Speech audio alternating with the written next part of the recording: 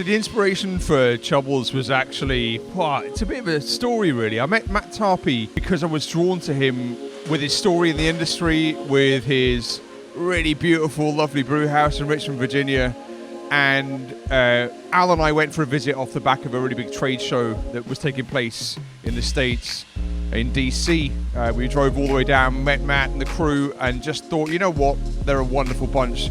And that visit set the scene really for us coming back together and trying to make something happen beer-wise that we were really excited about. It's really easy to get along with Paul.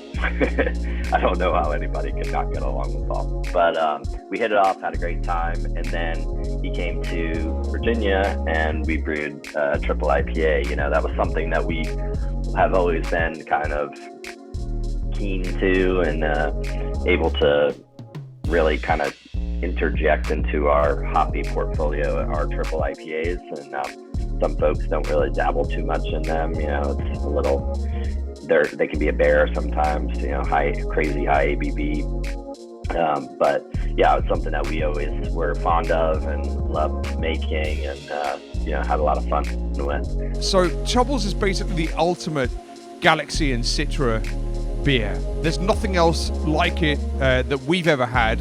And certainly that context, that ABV, that sort of high protein grist, that particular yeast strain, and the typical sort of production processes that Vale were running at the time just really bring everything out of Galaxy and Citra that we think is phenomenal.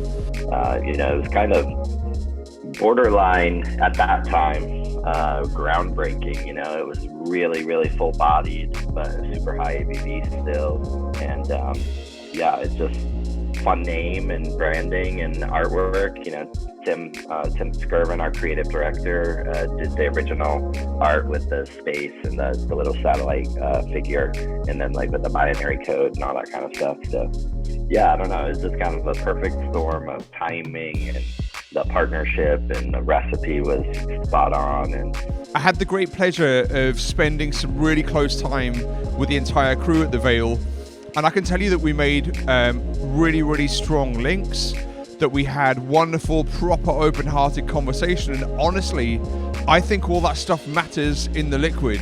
I think the reason why the beer came out as well as it did was because they weren't just honoring their customer base and our reputation, but also our relationships too.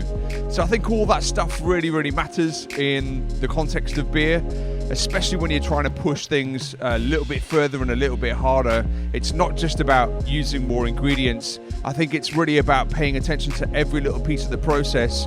And that was already the Vale's mentality at the time. The whole crew were very precise, but I think they really wanted to try and bring all that good vibe energy that we were having, hanging out as a couple of different businesses together.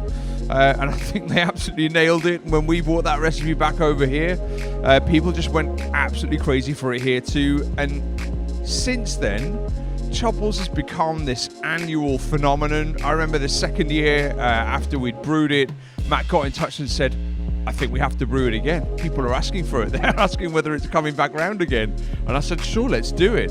So there's been a few times where I've kind of been like, all right, I think it might be time for Chubbles to take a rest for a while.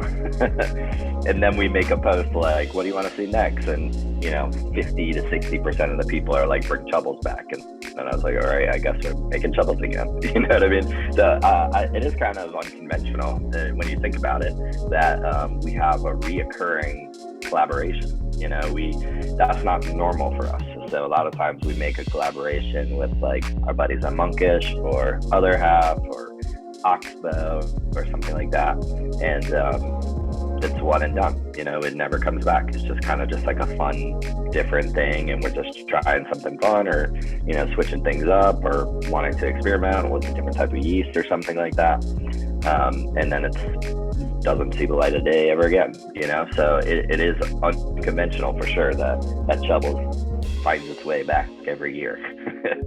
It is a real force in our annual calendar, and I just can't stop thinking about what comes next.